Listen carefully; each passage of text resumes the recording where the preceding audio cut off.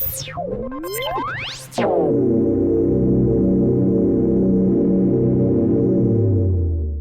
is your weekly report on corruption in the Philippine government.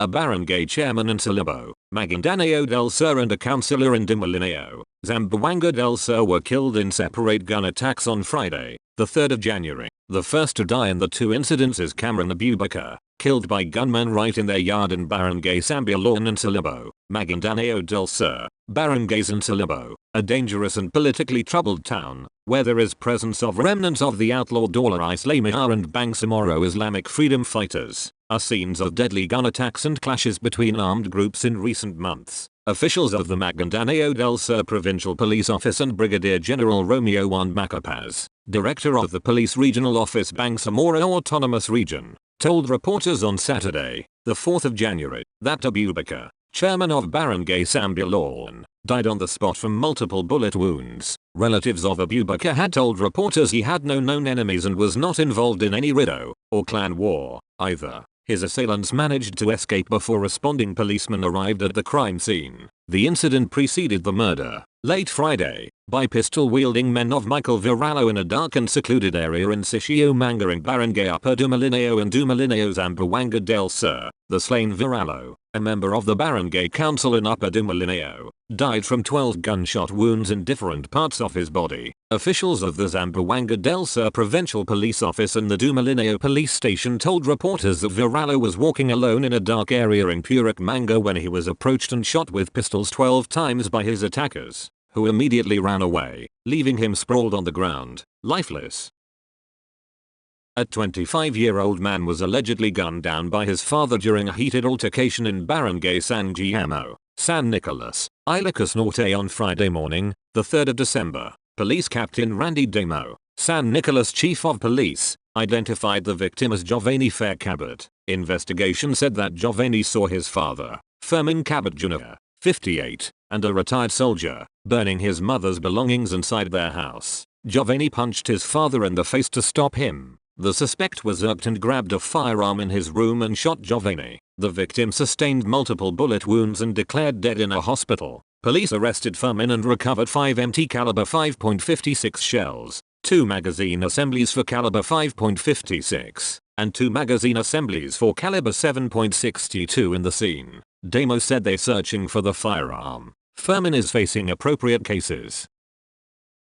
A retired police officer was shot dead in Barangay Simbo, Tupi Town, South Cotabato Province on Friday afternoon, the 3rd of January. Police identified the victim as Giorderico Baston, 79, of Barangay Datal Bob, Tibolay Town, South Cotabato. Investigation said Baston, chief of Barangay Tanads of Barangay Simbo, was driving a motorcycle with his wife as back rider on their way home when 2 unidentified men on another motorcycle appeared and fired at them. Baston sustained bullet wounds in the body and died on the spot. His wife was unhurt. The suspects fled. 3 empty .45 caliber pistol shells were recovered in the area. Police said motive of the killing could be Baston's work as head of Tanads. Follow-up investigation is underway.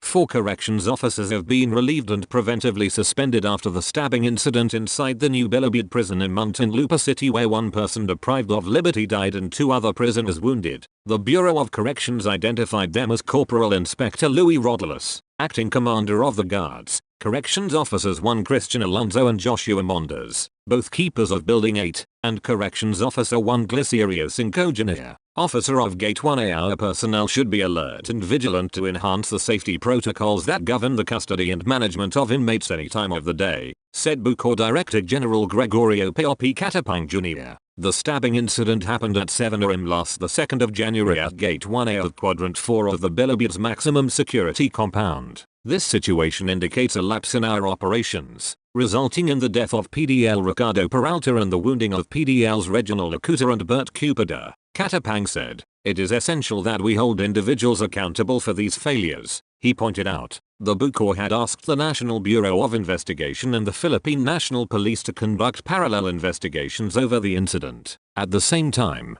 Catapang said he had also asked the Commission on Human Rights to conduct its own parallel investigation. The investigations, he said, would establish the facts, promote transparency and determine accountability. Another barangay councillor in Zamboanga del Sur was killed in an ambush on Saturday afternoon, the 4th of January, the second in the province in just 2 days. Brigadier General Bowen Joey Masording, director of the Police Regional Office 9, told reporters on Sunday, the 5th of January, that Joma Requilme, a member of the Barangay Council in Lantorn in San Miguel Town in Zamboanga del Sur, died on the spot from multiple bullet wounds. A report from the San Miguel police station stated that Requilme was riding his motorcycle on his way to somewhere when he was attacked by men armed with pistols at a secluded stretch of a highway in Barangay Poblacion in San Miguel. Officials of the municipal police and local executives told reporters the gunmen who ambushed Requilme immediately escaped using a getaway motorcycle. The former policeman who was part of a group behind the 3.1 million pesos robbery on the 5th of January in Pilar Town, Capiz Province has been identified. Police Colonel Albert Tapileo, chief of the Capiz Police Provincial Office, said the suspect Lyman John Achenta from Iloilo Province was one of the 3 suspects wearing police athletic uniforms when they and 3 companions robbed collectors of a prominent bottling company. The Iloilo Provincial Police Office said Achenta was dismissed by the Philippine National Police on the 20th of September 17 for the administrative case of grave irregularity in the performance of duty while assigned to the Sara Municipal Police Station in Iloilo. Achenta was allegedly involved in major crimes, including a 1 million pesos robbery in Sara Town, Iloilo. He was also allegedly behind a robbery and homicide in Sicagon Island, a resort island in the northern Iloilo town of Carls in the 20th of September 22. He has warrants of arrests for these 2 crimes prior to the robbery in Pilar.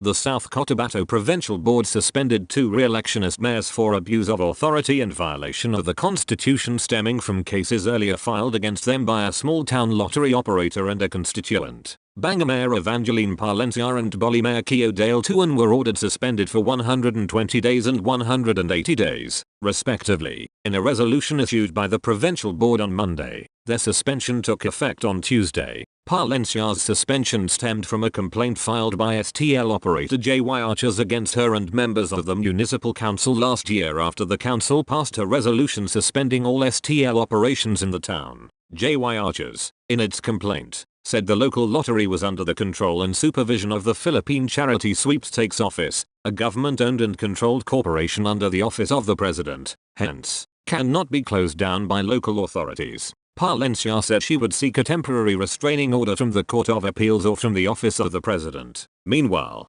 Tuan was suspended for 180 days for granting tax incentives to the family-owned Crown Jewel Hotel in his town. Evelyn Montal Gregorio, a resident of Tboli who filed a complaint as a taxpayer, claimed that local officials bypassed procedures in the granting of tax incentives. Albert Palencia, municipal administrator and the mayor's husband, described the provincial board's action as politically motivated. But South Cotabato Vice Governor Arthur Pingoy Jr., the board's presiding officer, said they processed the complaints against Tuan and Palencia with impartiality and objectivity.